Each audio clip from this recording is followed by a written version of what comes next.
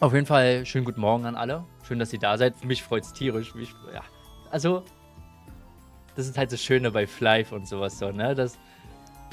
Ja, selbst wenn halt irgendwie alles blöd läuft und man dann irgendwie ein paar Monate nicht streamen kann, man kommt zurück und man wird im Großen und Ganzen herzlich aufgenommen. Auch danke an alle, die irgendwie mal gefragt haben, ey, wann streamst du wieder und so.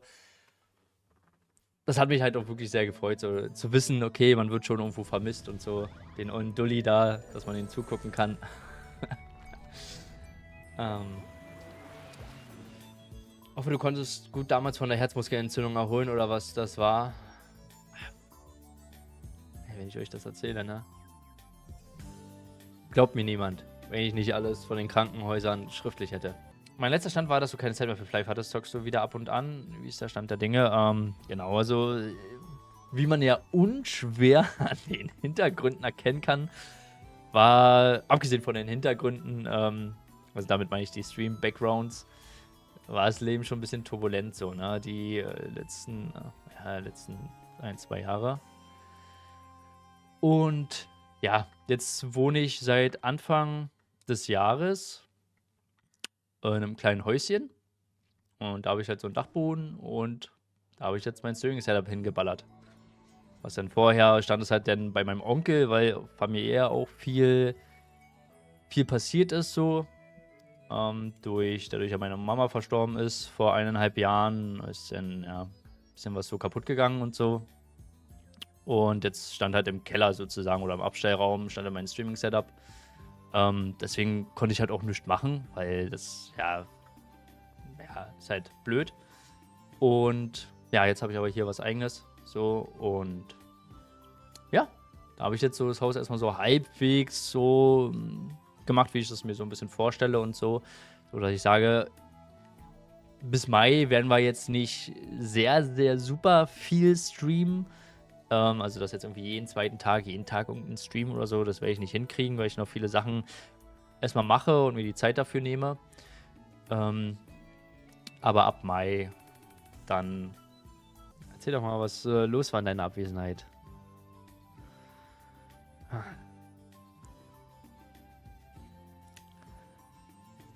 Tja, was war los? Ihr wisst ja, ne? Ich hatte ja Herzmuskelentzündung ausgelöst durch Scharlachviren.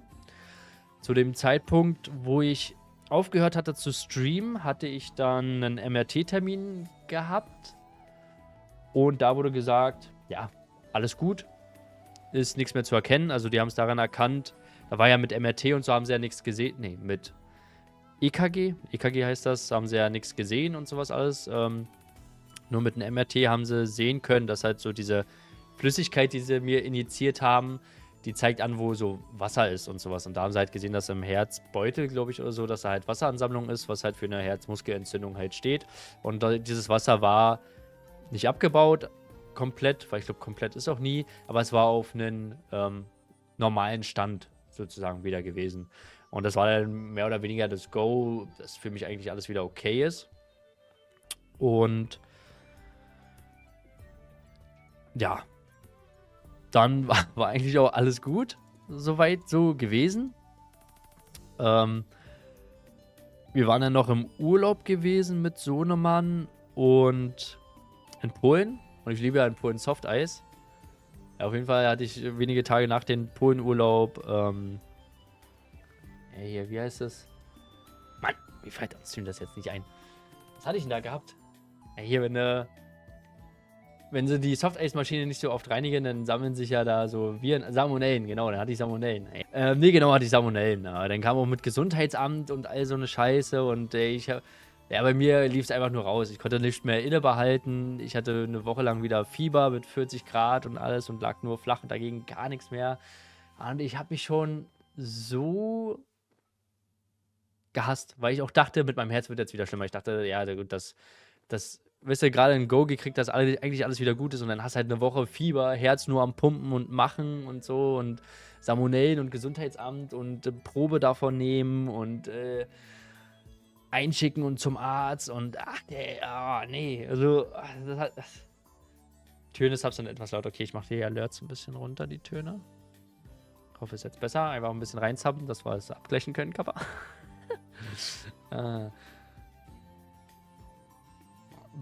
Bro macht any Prozent Run für Krankheiten. Nee, wird noch schlimmer. Dann hat sich das aber auch wieder beruhigt, Gott sei Dank. Nach 1-2 Wochen, nachdem alles mal so ein bisschen rausgespült wurde. Mit dem Herzen war immer noch so, alles gut. Dann vergingen auch so ein paar Monate. Ich habe dann angefangen, Sport zu machen und sowas alles. Bin wieder arbeiten gegangen. Hamburger Modell hatte ich dann gehabt und sowas alles.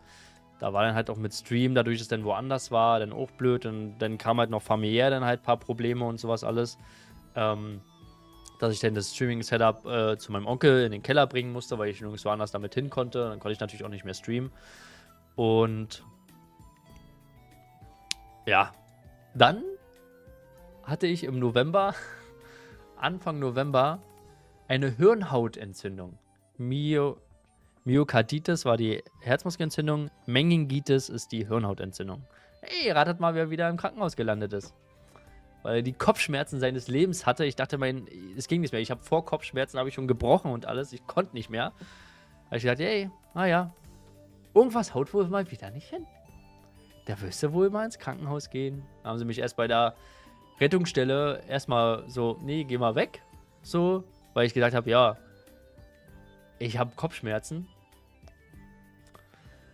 Da haben sie halt gesagt, ja, okay, cool. Hast du jetzt schon mal mit dem Schmerzmittel probiert, so nach dem Motto? Naja, auf jeden Fall bin ich dann zum Bereitschaftsarzt. Die haben mir dann Schmerzmittel gegeben, aber Schmerzmittel haben zu dem Zeitpunkt schon lange nicht mehr geholfen. Also schon lange nicht mehr. Und haben mir dann noch irgendwas anderes, was für Migräne ist und so gegeben, was ich dann irgendwie, sollte ich dann 3 Schmerzmittel in hoher Dosis irgendwie mal kreuzen und dann sollte ich halt warten bis da und dahin, wenn es nicht besser wird. Und dann nochmal zur Rettungsstelle. Ja, wurde nicht besser.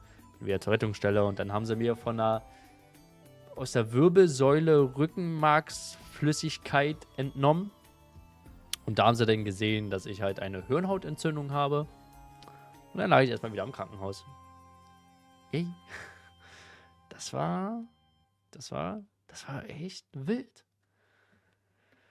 Der Boy, der G, hat einfach einen Speedrun für wie wurde ich mir ein eigenes Grab am schnellsten gemacht. Ist wirklich so. Wie oft ich letztes Jahr gefühlt einfach verreckt wäre, ne? Hier sind auch noch, muss ich noch alles abheften, meine ganzen Unterlagen, die ich vom letzten Jahr habe, für Krankschreibungen, für Laboruntersuchungen. Die haben ja dann natürlich auch gesagt, ey, Junge, mit dir stimmt irgendwas nicht. So, du bist 29 zu dem Zeitpunkt und du wärst jetzt dieses Jahr 2-mal fast verreckt. Was ist denn mit deinem Immunsystem los? Schläft das noch? Hat keinen Bock mehr? Oder was ist denn los? Kam durch eine Zecke? Nee, das kam durch Novoviren.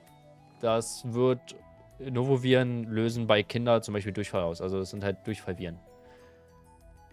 Ja, mein Sohnemann hatte auch ein paar Tage davor einmal gebrochen gehabt, aber auch nur einmal so, alles raus, weiter geht's, war nicht weiter. Also das war jetzt nicht so klassisch Durchfall, vorne, oben, unten, alles die ganze Zeit bettlägerig, Fieber und so, sondern es war nur einmal, hat vielleicht was Schlechtes gegessen und dann war alles gut. So, dann war nichts weiter. Naja, und dann halt ein paar Tage später, bei mir war ja auch nichts großartig mit Durchfall oder mit Erbrechen, außer dass ich halt einmal vor lauter Schmerzen und Kreislaufzusammenbruch, dass ich mich einmal übergeben musste. So, aber das war, weiß ich nicht, ich war vollgepumpt mit Schmerzmittel, ich konnte nichts essen, nichts trinken mehr, ich war einfach fix und fertig. So. Ich habe den ganzen Tag nur gelegen, weil ich halt nicht aufstehen konnte, kein Licht, es ging halt einfach nichts mehr vor lauter Schmerzen, vor lauter Kopfschmerzen. Und das war jetzt nicht so Durchfall, aber diese Novoviren, die halt eigentlich nur bekannt sind, so für, dass sie bei Kindern halt so Durchfall und sowas, also halt normale Magen-Darm-Viren, sag ich mal. Ah ja. Aber, weiß nicht. Bei mir ist halt dann einfach mal aufs Hirn auf. Und Frau und Kind ging es immer gut. Ja, also, die waren auf jeden Fall nicht jetzt so wie ich, also die hatten dann vielleicht auch mal irgendwie, aber zu dem Zeitraum war eigentlich alles okay. Wie gesagt, Sohnemann hatte einmal so ein bisschen und ja, ging es eigentlich halbwegs. Die wichtige Frage, geht es dir jetzt allgemein besser? Ja, das ist Gott sei Dank einmal bei der Herzmuskelentzündung und jetzt auch bei der Meningitis, also bei der Hirnhautentzündung, alles ist komplett wieder abgeheilt. Ist ja, sagen wir, bei Herzmuskel kann ich ja schon stark einschränken und kannst auch schnell dran sterben. Bei der Hirnhaut ist es natürlich auch so, abgesehen davon, dass du sterben kannst, kann das auch bleibende Behinderungen und allgemeine Schäden am Hirn und sowas alles, Lähmungen, Einschränkungen am Hirn halt alles hervorrufen, ne?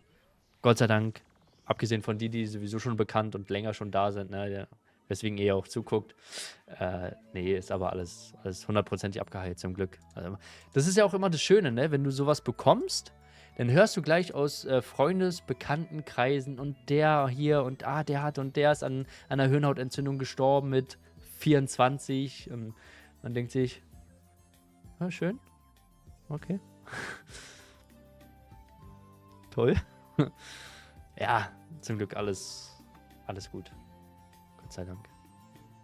Aber ich weiß auch nicht, also wie gesagt, die haben dann auch bei mir im Krankenhaus dann mein Immunsystem untersucht gehabt und sowas, weil sie halt gesagt haben, ey, so zweimal so eine Dinger in einem Jahr, in deinem Alter, irgendwas haut da nicht hin. Aber die konnten halt nicht feststellen. Also die haben halt gesagt, Immunsystem, alle Werte sind in Ordnung, sind im Normbereich, alles ist gut. Ich weiß halt auch nicht, das ist, glaube ich, so dieses Leben, so, ne? Ich rauche nicht, ich trinke nicht Alkohol regelmäßig oder so, vielleicht 1-2 Mal im Jahr. Ich achte auf meine Ernährung, ich koche oft selber mein Essen, ich achte immer auf mein Obst und Gemüse, esse eigentlich fast nie Süßigkeiten. Ich mache regelmäßig Sport, fahre immer mit Fahrrad zur Arbeit. Ja, trotzdem bin ich der Idiot, weißt du, währenddessen alle anderen nur bei mir auf Arbeit um Rauchen und Energy-Kippen sind und einzige Ernährung sind 5 Minuten Terrin. Ja, ist bei denen aber alles gut und die sind halt gesund, so, ne, da passiert sowas nicht. Aber ich mach Sport, Bewegung, keine Ahnung, achte auf alles nach heutigem wissenschaftlichen Stand, was theoretisch der beste Weg wäre für deine Gesundheit und so. Ja, ist halt scheißegal. So, ich sterbe halt trotzdem mehrmals im Jahr einfach. Fast. Du hast permanentes Kokain vergessen, auch wichtig. Brauchen wir für FWC auf jeden Fall. Siehst du, Energies kippen und rauchen, mein Junge. Ja, du, irgendwo spricht es ja scheinbar dafür. Also rein aus meiner Perspektive der Sicht kann ich dagegen nichts sagen, ne? Steckt alles das Immunsystem. Ja, vielleicht tötet es das halt auch die Viren einfach ab, ne? Dass die halt einfach keinen Bock haben, dass die reinkommen und sagen, oh, boah, voller Qualm hier und Energy und da muss ich aber gleich wieder los. Keine Ahnung, ich weiß es nicht, woran es liegt. Ich kann auf jeden Fall nicht sagen, dass ich alles scheinbar richtig mache. Ich weiß es auch nicht. Es ist schon ein verrücktes Jahr gewesen, so. Schon ein verrücktes Jahr.